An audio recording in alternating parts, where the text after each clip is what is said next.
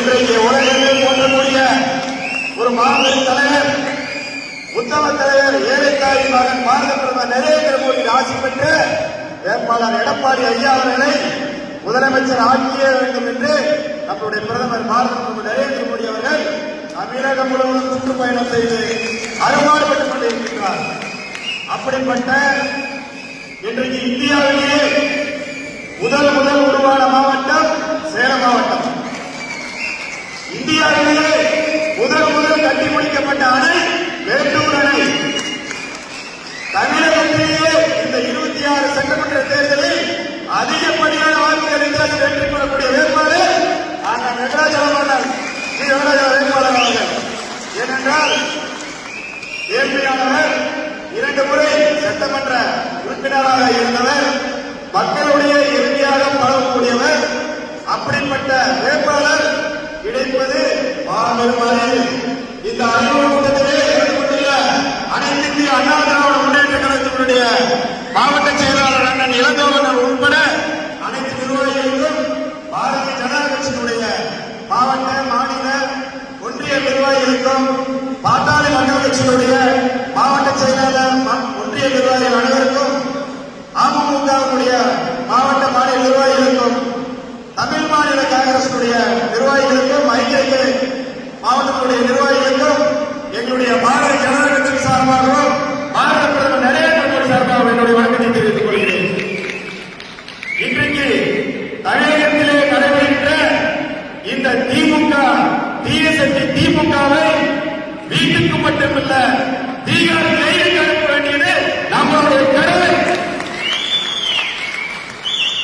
அது நம்முடைய பாரத பிரதமர் நரேந்திர மோடி அவர்களும் உள்துறை அமைச்சர் அமித்ஷாவும் கண்டிப்பாக செய்வார். பாரதிய ஜனதா கட்சியோட அண்ணன் எடப்பாடியார் நாளை முதலமைச்சர் கூட்டணி போட்டவுடனே ஸ்டாலினுக்கு நடுக்க வந்துருச்சு. தோத்து போயிருவது அவருக்கு தெரிஞ்சிருச்சு. இருந்தாலும் நாளைக்கு என் மகன், நானு, எங்க அக்கா, தங்கச்சி எல்லாரும் ஜெயிலுக்கு போயிருப்பேன்னு பயம் வந்துருச்சு. எல்லா அமைச்சர்களும் ஜெயிலுக்கு போவது உறுதி. எந்த ஒரு மாற்று கருத்து கிடையாது. ஏனென்றால் ஊழலிலே நம்பர் 1 மாநிலமாக மாற்றியவர் தான் ஸ்டாலின் அவர்கள்.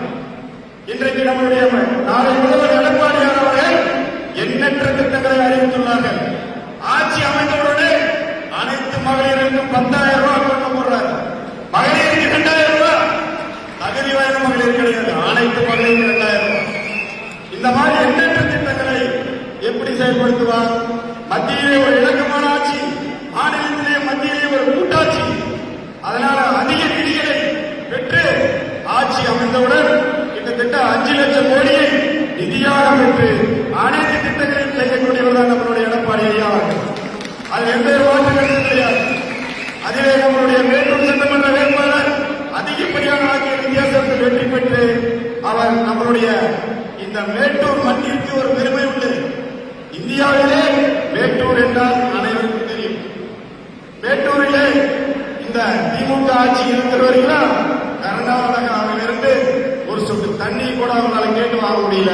ஆனா நம்மளுடைய எடப்பாடி ஆட்சி அமைந்தோடு நம்முடைய சட்டமன்ற உறுப்பினர் அண்ணன் சட்டமன்றத்துக்கு போகும்போது அனைத்து வசதிகளையும் கர்நாடகாவிலிருந்து நீரை பெற்று வாங்கி தருவார் அண்ணன் வெங்கடாஜலம் அவர்கள் செய்வார் என்று உறுதியளிக்கிறார்.